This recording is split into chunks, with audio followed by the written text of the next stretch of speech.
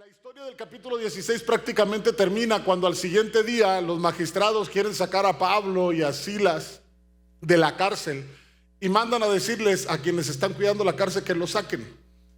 Y ahí es cuando Pablo, si recordarán algunos, cuando hablamos de cuando Pablo fue azotado, mencionamos en aquella ocasión que no se permitía azotar a un ciudadano romano públicamente. Eso era una vergüenza que un ciudadano romano no podía pasar. Se castigaba a los malhechores, a personas que no eran ciudadanos romanos, pero todo ciudadano romano tenía que tener un juicio como tal para poder entonces, una vez juzgado, recibir su castigo. Pero Pablo, por alguna razón, y yo mencioné en aquella ocasión, yo no sé por qué Pablo no apeló a su derecho de ciudadano romano, sino que cayó y estuvo dispuesto a recibir el castigo, a ser azotado. Lo latigaron. Y el apóstol Pablo, después de que los metieron en la cárcel, cuando lo quieren sacar, entonces el apóstol Pablo les recuerda a ellos y les dice: a ver, primero nos golpearon públicamente y lo que hicieron no estuvo correcto porque nosotros éramos ciudadanos romanos y no nos hicieron juicio. Y esto obviamente a los magistrados les causó temor por lo que habían hecho, porque azotaron a un ciudadano romano sin haberlo juzgado. Entonces Pablo les dice: no, nos quieren sacar a escondidas, que vengan y nos saquen, ahora sí como lo hicieron un alboroto, nos juzgaron en la ciudad. Estoy parafraseando lo que dicen los últimos versículos del capítulo 16. Entonces tuvieron que venir los magistrados y suplicarle a Pablo y a Silas para que salieran de la ciudad. Vinieron a rogarle. Primero los azotaron, los trataron como malhechores, pero ahora, después de esa noche gloriosa donde se convirtió el carcelero y toda su familia, al siguiente día están las autoridades de la ciudad suplicándole a Pablo que salga tranquilo, que no haga más alboroto, que no los acuse ante César, porque lo que habían hecho estaba mal. Y es ahí cuando llegamos al capítulo 17 entonces, hermanos, porque salen de Filipos y continúan su viaje misionero. Dice el versículo primero del capítulo 17, dice: pasando por Anfípolis y Apolonia, llegaron a Tesalónica, donde había una sinagoga de los judíos. Aquí, hermano, primero mencionar, en Filipos el grupo de misioneros eran 4: Pablo, Silas, Lucas y Timoteo. Y pareciera ser, por la forma como la que Lucas está escribiendo, que Lucas se queda en Filipos. ¿Por qué? Porque cuando Lucas van hacia Filipos, Lucas se incluye y dice: y llegamos a Filipos. Empieza a relatar, obviamente, y se incluye dentro del relato. Pero cuando Lucas no participa en el viaje o en el relato, entonces Lucas habla de y llegaron, y fueron, no se incluye él. Entonces aquí Lucas, en esta parte, está diciendo que salieron y llegaron a Tesalónica. Entonces pareciera que Lucas se quedó durante algún tiempo en Filipos, estableciendo la iglesia de Filipos, formando la iglesia de Filipos, compartiendo con los hermanos ahí. Entonces Pablo y Silas salieron con rumbo a Tesalónica. Y aquí menciona 2 ciudades que son ciudades pequeñas. Pareciera ser que en estas ciudades pequeñas, al no contar con sinagogas como tal en el lugar y ser ciudades más pequeñas, el enfoque de Pablo está en la ciudad de Tesalónica, que es una ciudad más grande. Tesalónica es una ciudad importante, es una ciudad de comercio, es una ciudad marítima. Y como tal es una ciudad que pasa, mira, había una carretera, si lo podemos llamar así, que construyeron los romanos, que conectaban prácticamente a las ciudades de su imperio, o que ellos dominaban, que era la Vía Egnatia. La Vía Egnatia era esta carretera que conectaba diferentes ciudades, que pasaba el recorrido, de hecho, por diferentes continentes. Y Tesalónica era una ciudad por la cual atravesaba la Vía Egnatia. O sea, era una ciudad por la cual los que iban a Roma o venían de Roma y atravesaban eso, pasaban por ahí. Entonces era una ciudad importante como tal, era una ciudad grande. Por eso es que Pablo ve esta ciudad como un lugar en donde puede predicar de la palabra. Y en Tesalónica, a diferencia de Filipos, en Tesalónica sí hay una sinagoga, en Filipos no. En Filipos el lugar de reunión es en el río, ahí es donde se reúnen a adorar, ahí es donde se reúnen a orar. En Filipos no hay una sinagoga, no hay un templo como tal, en donde Pablo, cuando dice la Biblia que Pablo iba a la oración y le salió la muchacha endemoniada, muy probablemente Pablo se dirigía al río, que era el lugar de reunión. Esta tradición que continuó cuando el pueblo de Israel estuvo cautivo en Babilonia y se reunían en el río para adorar a Dios, aquí también lo hacían en Filipos, pero en Tesalónica sí hay una sinagoga. Y la costumbre de Pablo cuando llegaba a un lugar donde había sinagogas era empezar a predicar ahí, el lugar donde se reunían los judíos. Eran los primeros que iba y les predicaba de la palabra de Dios. Y llegamos al versículo 2 y 3 entonces, hermano. Versículo 2 y 3 dice: y Pablo, como acostumbraba, fue a ellos, a la sinagoga. Y por 3 días de reposo discutió con ellos, declarando y exponiendo por medio de las Escrituras que era necesario que el Cristo padeciese y resucitase de los muertos, y que Jesús, a quien yo os anuncio, decía él, es el Cristo. Aquí en estos 2 versículos hay 4 verbos, ¿no?, que me gustaría resaltar porque tienen que ver con la forma de Pablo de compartir de la palabra. Dice el apóstol Pablo en el versículo 2 primero, dice que discutía con ellos. Discutir, declarando, dice que les declaraba la palabra, discutía, declaraba, exponía la palabra y anunciaba la palabra. Discutía, declaraba, exponía y anunciaba. Estos verbos tienen que ver con la forma de Pablo de predicar y enseñar de la palabra. Esta parte de discutir obviamente nos da la idea más allá de un debate en donde los dos están buscando cuál es la verdad y cada quien defiende su punto. El apóstol Pablo está en esta sinagoga de los judíos y obviamente los judíos, ellos van a defender su punto. Y el apóstol Pablo, estando con ellos, trata de argumentar conforme a la palabra, primero, que el Mesías, de acuerdo a la Escritura, tenía que venir a este mundo y padecer. Trata de explicar conforme a la palabra que el Mesías no solamente tenía que padecer, sino que iba a morir y tenía que resucitar. Ahora, una vez señalado esto en la palabra, el apóstol Pablo tenía que exponer, y esto era poner a la par de él. ¿Qué hacía el apóstol Pablo? Decía, ok, esta escritura que habla del Mesías que va a venir y sufrir, se cumple en Jesucristo. Esta escritura que habla de que el Mesías tiene que morir, se cumple en Jesucristo. Esta escritura que habla de que el Mesías va a resucitar, se cumple en Jesucristo. De manera que el Mesías del que hablan todas las escrituras es Jesús, al que yo les estoy anunciando, al que yo les estoy predicando, al que yo les estoy hablando. Ahora, no era fácil para el apóstol Pablo tratar de convencer a los judíos que Jesús es el Mesías. Porque Jesús del que el apóstol Pablo está predicando es un hombre que murió en una cruz como un malhechor. Ahora, para los judíos, cualquiera que moría en una cruz era un maldito. ¿Cómo podían ellos entonces ver a su Salvador, a su Mesías, mirarlo en una cruz y pensar, ese maldito es mi Salvador? Ese maldito es el Hijo de Dios. Ese maldito es el Salvador. Para ellos es difícil, de manera que no es tan fácil aceptar la verdad que el apóstol Pablo está predicando. Entonces hay este diálogo que se convierte en una discusión, es lo que dice ahí. Ahora, de esta discusión, ¿qué es lo que podemos ver, hermano? La manera como el apóstol Pablo fervientemente defiende lo que cree. No sé, es como, ¿alguna vez ha estado en un debate? No hablo de creencias o de religión, pero en algún debate de cualquier otro tema, ¿no? ¿Quién es mejor? ¿Las Chivas o el América? Rápida. ¿Alguna vez has estado en un debate de alguien que es chivista de corazón y defiende por qué las Chivas son mejores que el América? Y el que es americanista de corazón. ¿Alguna vez ha estado en un debate? Bueno, ¿alguna vez alguien de aquí se ha acalorado en un debate queriendo defender a sus Chivas o a su América o a sus Pumas? ¿Alguien lo ha estado haciendo? A ver, levante la mano, sea sincero. Yo he estado en varios debates así. No, ya no le voy ni a la América ni a las Chivas, pero he estado en varios debates así. Mire, baje la mano. Ándele, ni uno de los dos, dice él. Pero vea, en un debate se da esto, cada quien defiende su punto para llegar a la verdad. Esto es así. Uno dice, no, es que es por esto. Esto sucede con el apóstol Pablo. Él está predicando la palabra y los judíos le rebaten. Él está hablando la palabra y los judíos le dicen, ¿por qué no? Pablo dice, Jesús es el Mesías. Y los judíos dicen, no puede ser el Mesías. ¿Por qué no? Porque no puede ser el Salvador del mundo alguien que es maldito conforme a la palabra. Ahora el apóstol Pablo enseña, bueno, él se hizo maldición por nosotros. En todo este diálogo se da ahí. Ahora, en el apóstol Pablo hay un ferviente anhelo por compartir de la palabra, pero no solo eso, hay un conocimiento tal de la palabra que él está dispuesto a debatir con otros lo que es su fe, lo que él cree. De manera que lo que él está enseñando, no importa quién se lo cuestione, lo que él cree, él sabe lo que cree. Y cuando veo esto en la palabra de Dios, me hace preguntarme, hermano, en estos tiempos, para nosotros como iglesia, la pregunta es, ¿nosotros sabemos lo que creemos?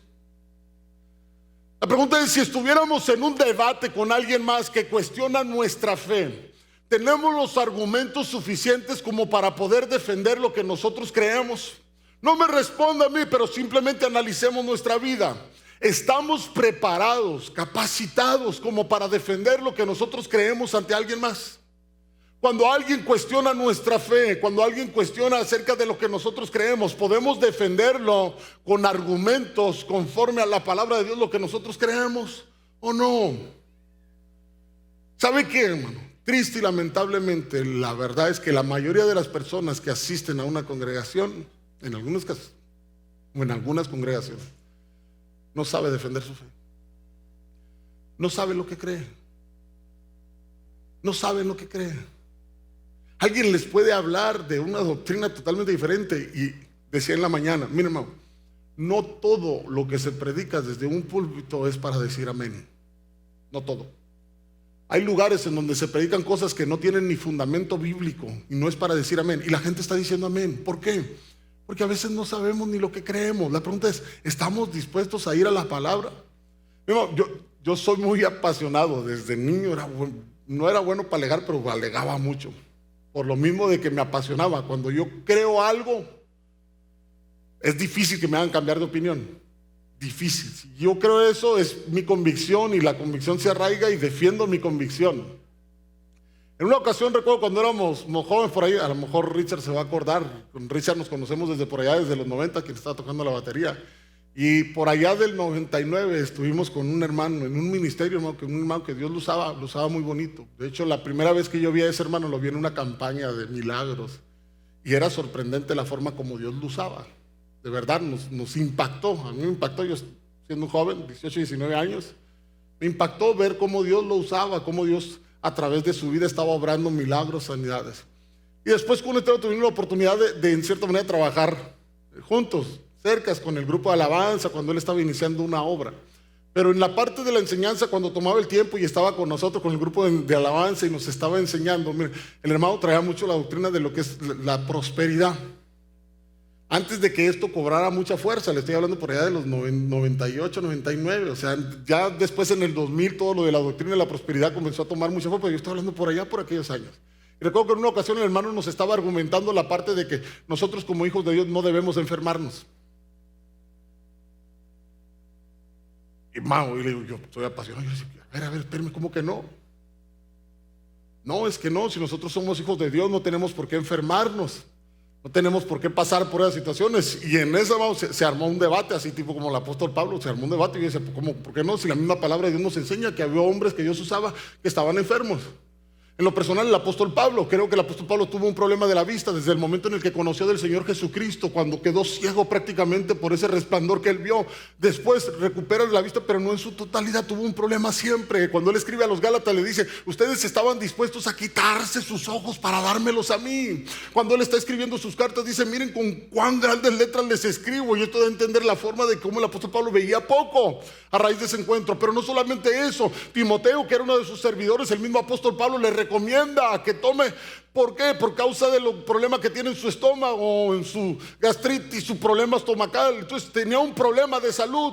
Digo, a ver, en la escritura me habla de hombres que no todos sanaron de forma milagrosa, pero él prácticamente quería enseñarnos esta parte de que todos tienen que sanar, o nosotros como hijos de Dios, por el solo hecho de ser hijos de Dios, no tenemos por qué enfermarnos.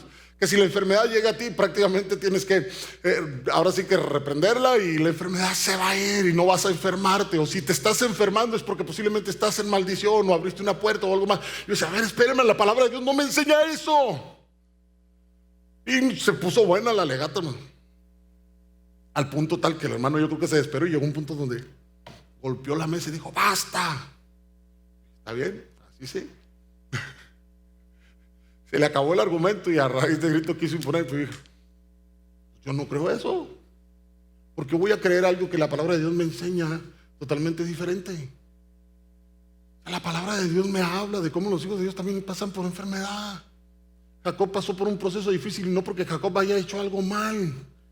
Estuvo así, el mismo apóstol Pablo pasaba por momentos difíciles, como en esta parte de la doctrina de la prosperidad. Tú eres hijo de Dios y todas las bendiciones de Dios son para tu vida y tú no tienes por qué pasar por escasez. Y dice, oye, el apóstol Pablo dice, sé tener y sé no tener. He pasado hambre, he estado días sin comer. Oye, Pablo, ¿qué pasó? Quita esa parte de la Biblia como que esto no encaja con el evangelio de la prosperidad. No podemos hacer eso. ¿Qué dice la Biblia? Pues hay cosas en las que hoy en día a veces se quieren enseñar y el punto es nosotros conocemos lo que creemos al punto tal de estar dispuestos a defenderlo. Mira, hermano, les decía en la mañana, antes recuerdo que los domingos en la mañana en la ciudad, por lo menos los testigos de Jehová antes salían y tocaban las puertas. No sé si se recordará alguno por aquí o a alguien le llegaron allá a su casa, llegaban, tocaban las puertas y nos presentaban su revista de la Atalaya y nos compartían lo que es su creencia. Yo recuerdo escuchar el consejo en varias ocasiones en la iglesia donde me congregaba, decirle a los hermanos, ¿sabe que cuando lleguen los testigos de Jehová no les abra? Porque se va a confundir. Y llegaban los testigos de Jehová a algunas casas y les tocaban, hermano, y se hacía como que no había nadie en casa. Porque no querían abrir la puerta porque se iban a confundir de lo que le pudieran enseñar. Y sabe que había hermanos que sí les abrían la puerta. Y sí, hermano, triste y lamentablemente al rato estaban confundidos, que no sabían ni lo que creían. Tuvimos casos en la congregación donde nos congregamos de personas incluso que empezaron con doctrinas como el punto de que el infierno no existe, de que el diablo no existe, de que Satanás y Dios prácticamente son el mismo. ¿Y esto por qué? Por lo mismo de que a veces no conocemos ni lo que creemos. La pregunta para nosotros es, ¿realmente conocemos lo que creemos al punto tal que podemos defender lo que nosotros creemos con base a la Escritura? O si vamos a compartir con alguien más y alguien nos cuestiona, ¿cómo le vamos a responder a aquel que cuestiona nuestra fe? Porque nosotros podemos encontrar respuesta en la palabra de Dios a aquellos que nos cuestionan. Hermano, nuestra fe no es una fe ciega. Es lo que el mundo a veces cree, que el ser cristiano es, nuestra fe no se basa en algo. No, nuestra fe es una fe que se basa en algo. Mire, hermano, siempre lo hemos dicho, se requiere más fe para creer en la evolución que para creer en la creación. ¿Por qué hombres hoy en día que son de las mentes más preparadas, hombres científicos de hoy en nuestro tiempo, creen en Dios, creen en un creador inteligente, un diseñador inteligente detrás de todo este mundo? ¿Por qué no creen ni soportan la evolución? Ahora, para todo hay argumento conforme a la palabra de Dios. Es cierto que hay cosas que a lo mejor no vamos a entender, los misterios le corresponden a Dios, pero nuestra fe no es una fe ciega. El punto es, podemos defender nuestra fe ante los demás. Y esto es para que cada uno de nosotros analicemos, hermanos, de qué tan preparados estamos en la palabra de Dios. Porque a veces el temor de compartir con alguien más es justo eso, que si nos cuestiona no podemos argumentarles o no podremos defender lo que creemos. O sea, queremos hablarle a alguien más, pero no queremos. Mire, el testigo de Jehová está preparado de esta manera, el testigo de Jehová está preparado para atacar. Pero no los preparaban para responder cuando les cuestionaban. Y ese es el problema que a veces tenían ellos. Llegaban, tocaban y te empiezan a hacer preguntas y te están atacando. Pero cuando tú les respondes y les preguntas acerca de su salvación y no saben qué responder. Porque no tienen seguridad en su salvación, por eso hacen lo que hacen, por eso caminan y recorren el mundo entero. Nosotros tenemos seguridad en nuestra salvación. Ellos no saben si van a ser salvos o no. Cuando tú le argumentas conforme a la palabra, no te responden. A veces así estamos, hermano. Sabemos 1, 2, 3 versículos. Mira, sí, si confiesas con tu boca que Jesús es Señor, serás salvo. Y si te cuestiona quién es Jesús, ¿y a poco Dios creó todo esto? Podemos argumentar, podemos defender. Entonces analicemos nuestra vida. ¿Qué tan preparados estamos en la palabra de Dios? ¿Qué tanto leemos de la palabra de Dios?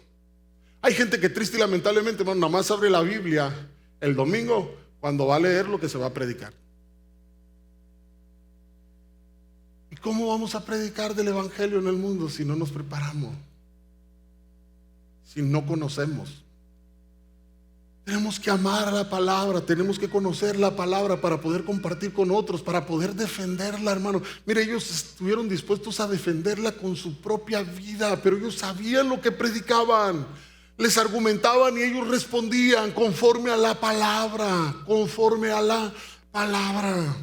Entonces preparémonos, hermanos, para defender nuestra fe con esa misma pasión que lo hicieron los hombres de la iglesia del libro de los Hechos. Saber lo que creemos, saber lo que predicamos, a quien nos demande razón, poder corresponder conforme a la Escritura, hermano. Preparémonos. Por eso en la palabra de Dios nos habla que, más cuando se habla de liderazgo, que no sean neófitos, que no sea alguien que no conoce. Debemos de prepararnos, debemos de ir a ella, hermano, porque entre más nos preparamos, más cuenta nos damos de lo poco que sabemos. Y entre más te metes a la palabra, te das cuenta que eres tan ignorante y más quieres conocer, y más quieres conocer, y más quieres aprender, y más quieres aprender. Y así es la palabra de Dios, más quieres comer de ella porque quieres saber más y conocer más. Y esa es la palabra de Dios. Ahora, seguimos, hermano, versículo 4. Y algunos de ellos creyeron. Aquí usa la palabra Lucas algunos de quienes, de los judíos a los que les está predicando Pablo en la sinagoga. Algunos los convenció, eran huesos duros de roer, no todos creyeron, pero hubo unos cuantos que creyeron el mensaje del apóstol Pablo. Hubo unos cuantos que fueron convencidos por la palabra. Dice, y se juntaron con Pablo y con Silas, y de los griegos piadosos gran número, y mujeres nobles no pocas. Aquí solo Lucas dice que hubo griegos que se convirtieron y muchos fueron los que se convirtieron, y hace este contraste entre los judíos y los griegos, que fueron muchos. Ahora, en Hechos es solamente un resumen prácticamente de lo que sucede, pero a través de la carta a los tesalonicenses que el apóstol Pablo les escribe, ahí podemos darnos cuenta cómo el apóstol Pablo, cuando les habla a ellos, dice, ustedes se convirtieron, o muchos se convirtieron de los ídolos a Dios y abrazaron el evangelio, creyendo en un Dios real y verdadero. Dejaron sus ídolos para convertirse al Señor. Hubo gente, no sé si le ha tocado gente que es idólatra, pero con ganas. Tiene sus imágenes, hermano, y a veces es difícil de poder convencerlos. Usted puede ver en Tesalónica, había gente que era así, que estaba entregada a la idolatría, que adoraba a sus dioses, y a veces convencer a alguien que está metido en eso es complicado, pero el apóstol Pablo fue a ellos. Y muchos de los de Tesalonicenses se entregaron al Señor, dieron su vida a Él, dejaron la idolatría para servir a Cristo, abrazaron la fe con fervor. Y continúa la palabra, entonces versículo 5, hermano. Entonces los judíos que no creían, teniendo celos, tomaron consigo a algunos ociosos, hombres malos, y juntando una turba alborotaron la ciudad, y asaltando la casa de Jasón procuraban sacarlos al pueblo. Fíjense, los judíos que rechazaron el mensaje, cuando vieron lo que estaba sucediendo, que muchos griegos se estaban convirtiendo, muchos gentiles, el celo fue lo que los movió. Tuvieron celo de ver cómo Pablo crecía y ellos no. Tuvieron celo de ver cómo la gente corría a escuchar el mensaje del evangelio con ellos y con ellos no. Y fue el celo lo que los movió a hacer algo que conforme a la ley no estaba permitido. Y hermano, cómo el hombre a veces es tan ciego que es capaz de ir incluso en contra de lo que cree o lo que profesa. Mire, para el judío, de acuerdo a la ley, no pueden decir falso testimonio. Es uno de sus mandamientos en la ley. Ahora, para estos judíos no les importa ir y contratar a personas ociosas. Estos ociosos eran hombres, hermanos, que vivían, estaban en el ágora. El ágora era como la plaza comercial, si lo quiero ver así. Era la plaza donde se reunía todo lo que tiene que ver con la política, la religión y demás. Era la plaza donde se reunían y juzgaban, donde los magistrados se sentaban. Era la plaza ahí donde los oradores llegaban y compartían. Y los ociosos por lo general eran personas que estaban ahí para buscar sacar provecho de una u otra manera. A los ociosos se les podía contratar incluso cuando alguien iba a dar un discurso para que pudieran arengar, pudieran aplaudir y animar a la gente. O bien, si no les caía bien el que estaba enfrente, los podían contratar para que lo abuchara o le tirara en contra. Fueron de estos ociosos los que los judíos fueron y contrataron para decir falso testimonio en contra de Pablo y de los demás. Estaban tan cegados, hermanos, que el celo los estaba moviendo a hacer algo que estaba en contra de lo que la ley les enseña. Y el celo a veces así es. Cuando actuamos en el celo, hermano, uno puede actuar cegado, sin medir las consecuencias. Por eso la palabra de Dios los señala, los celos, hermano, como pecado, que nos llevan al mal, nos llevan a actuar de forma incorrecta. Ahora, ellos fueron buscando a Pablo y a Silas, pero no los encontraron. Entonces tomaron al dueño de la casa, que era el que había hospedado a Pablo y a Silas, y lo llevaron ante el concilio para juzgarlo. Y cuando lo llevan ahí, dice versículo 6, pero no hallándolos, trajeron a Jasón y a algunos hermanos ante las autoridades de la ciudad, gritando: estos que trastornan el mundo entero también han venido acá. Y ahí me quiero detener y ahí voy a terminar en esta parte, en esta frase, en este versículo. Estos que trastornan el mundo entero también han venido acá. Mire, fueron a buscar a Pablo y a Silas y no los hallaron. Entonces fueron sobre Jasón, que era el que los había hospedado. Se cree que Jasón era pariente de Pablo y que él les había abierto las puertas de su casa y allí estaban.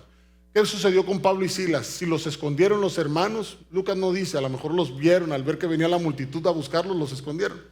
O bien, estaban fuera haciendo labor con la iglesia, o visitando a alguien, o ministrando a alguien. Lucas no dice ni da detalles, lo único es que no los encontraron.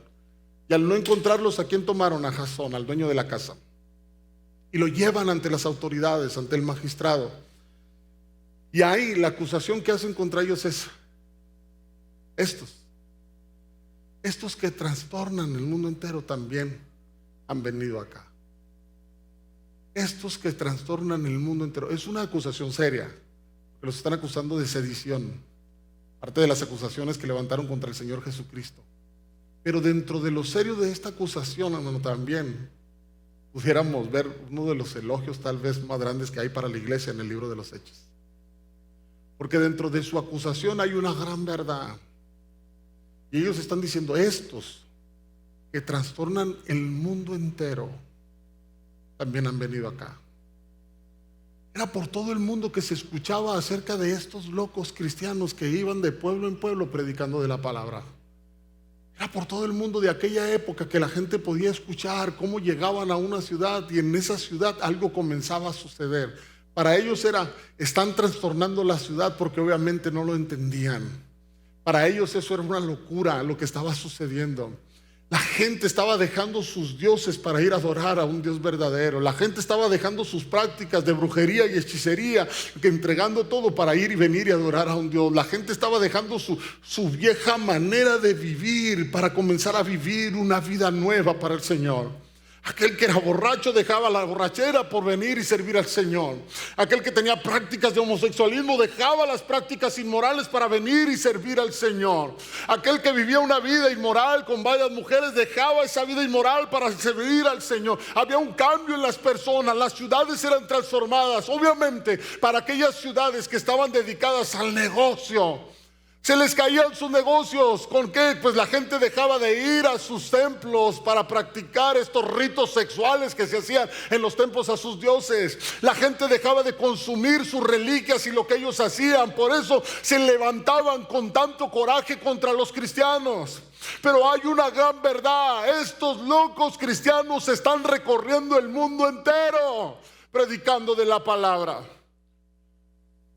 Esta es la acusación hacia ellos. Estos que trastornan el mundo han venido acá. Y aquí quiero hacer una pausa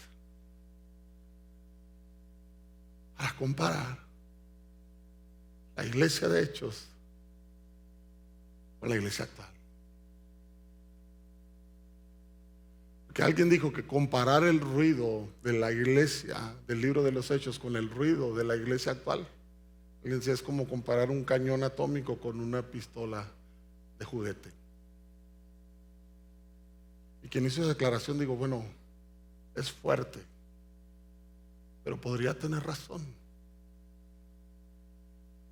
Podría tener razón. ¿Sabe qué? Los cristianos del libro de los Hechos eran gente apasionada, gente que estaba dispuesto a darlo todo por el evangelio. Y cuando hablamos de todo, estaban dispuestos. Esa gente estaba loca.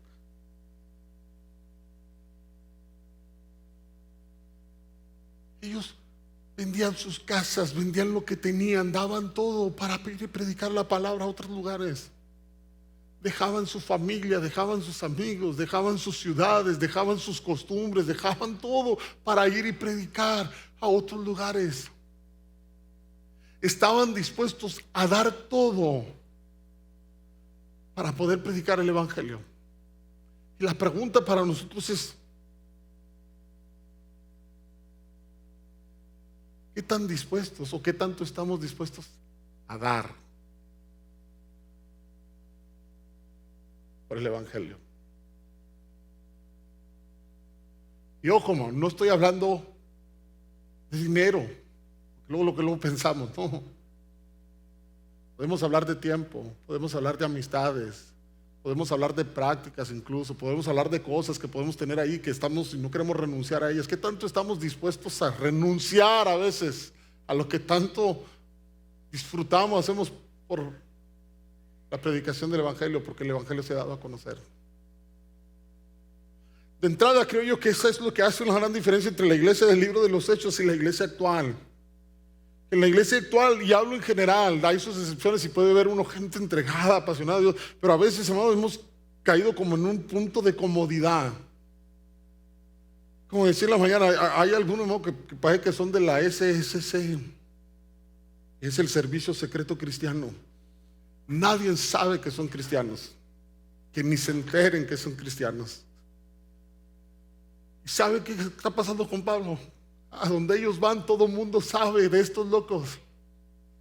Están diciendo las autoridades, estos que trastornan el mundo, estos locos que están yendo de ciudad en ciudad y están alborotando a todos los pueblos, estos que van por todas partes, estos. Yo digo, y a veces de nosotros nadie sabe que somos cristianos. Entre menos sepas, mucho mejor. Porque estamos en una comunidad que creemos que esto es ser cristiano. Voy a la iglesia, ya cumplí, ya soy cristiano, qué padre, qué suave. Y es ahí donde uno pregunta, bueno, ¿qué es para nosotros en realidad el cristianismo? Porque para la iglesia primitiva el cristianismo lo era todo. Para ellos el cristianismo era vivir como Jesús, era que el mundo conociera de Jesús, que el mensaje de las buenas nuevas corriera por todo el mundo, que todo el mundo escuchara. Por eso es que la acusación es esta: trastornan el mundo entero, están yendo a todos los lugares a donde no se ha predicado la palabra, ahí quieren ir. El apóstol Pablo bien lo dice en su carta a los romanos: quiero ir no donde han ido otros a predicar, quiero ir a donde nadie ha ido. Quiero ir no donde otros ya han puesto un cimiento, yo quiero ir a poner cimiento donde nadie lo ha puesto. Quiero ir a esos lugares a los que nadie va, ahí quiero ir, decía el apóstol Pablo. Quiero ir por todo el mundo para que el mundo conozca, escuche de la palabra. Estos que trastornan el mundo. Ahora yo pregunto, para nosotros, ¿qué acusación pudiera dar el mundo hoy de nosotros?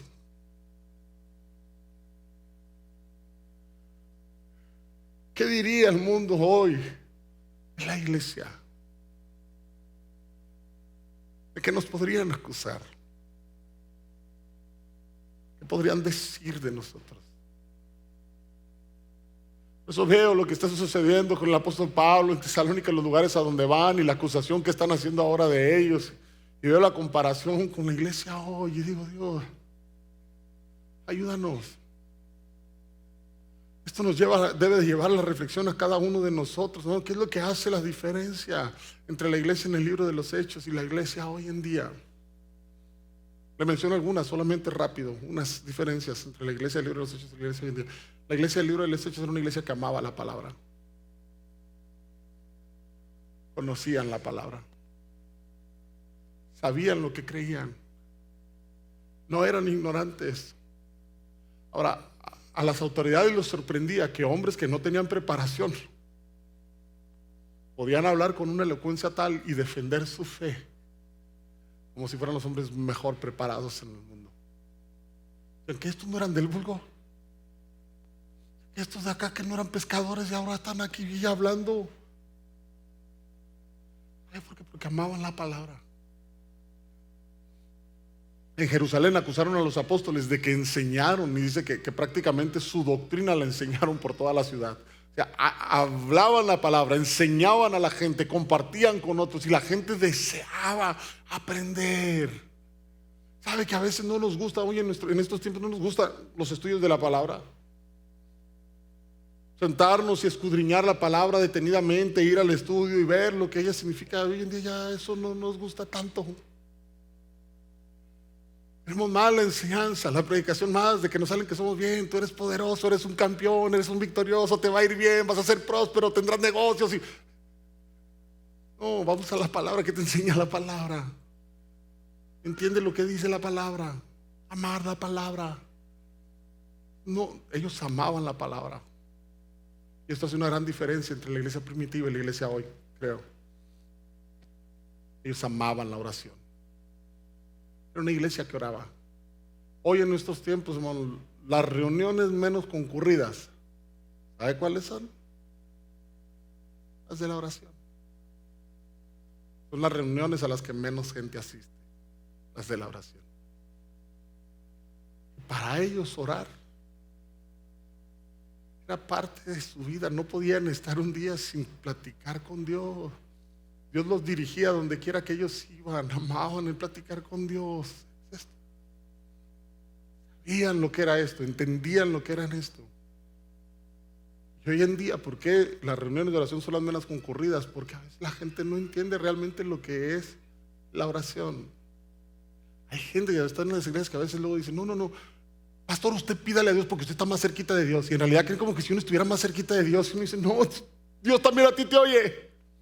Estamos a la misma distancia, estamos tan cerca de Dios como de una oración, como doblar nuestras rodillas, como hablar con Él. Y Él nos escucha, Dios te escucha. A veces, no, hay que pedir que aquella hermana ore porque esa está más cerca, a ella sí Dios la oye. No, y a veces no entendemos lo que es el valor de la oración. La iglesia primitiva amaba la oración, era una iglesia que oraba. Y no solamente eso, era una iglesia compasiva. Entendían la urgencia de predicar el evangelio, y es por eso que el apóstol Pablo decía: hay que ir por todo el mundo. Y es por eso que los acusaban de ir por todo el mundo, trastornando las ciudades, pero recorriendo el mundo entero predicando de la palabra de Dios. Esa pasión nos movía a no quedarse callados. Y hoy solo quiero que medite, hermano. ¿Cuándo fue la última vez que le compartió a alguien del amor de Dios? No me diga a mí, y me responda. ¿Cuándo fue la última vez que invitó a alguien nuevo a la congregación? ¿Cuándo fue la última vez que le tomó el tiempo para compartir con alguien más del evangelio? ¿Cuándo fue la última vez que lo hizo? Pero hay gente que puede tener años en la iglesia y nunca hablarle del amor de Jesús a alguien más. Eso es lo que hacía la diferencia entre la iglesia primitiva y la iglesia hoy en día. Y hoy a veces nos conformamos con ir a la iglesia y nosotros estar bien, y nos olvidamos del que está afuera, perdido sin Dios. Eso es lo que hace la diferencia entre esos hombres que trastornaban el mundo entero. Yo pregunto, de nosotros, ¿qué se dirá? Como quisiera que dijeran lo mismo. Como quisiera que el mundo nos acusara igual y dijera: mira, aquí están estos locos. Decía una canción: si me llaman loco, no me comprenden. Que nos llamen locos, que me digan aleluya, que digan: mira, ya llegaron los hermanitos. Sí, que digan lo que quieran, pero que digan que llegamos a donde nadie quería llegar, que fuimos a donde nadie fue, que estuvimos dispuestos a dar todo para que el evangelio corriera por el mundo entero. Que Dios nos ayude, que Dios nos ayude para hacer una iglesia de hechos, una iglesia de hechos. Cierra sus ojos ahí en su lugar, hermano. Permítame hacer una oración.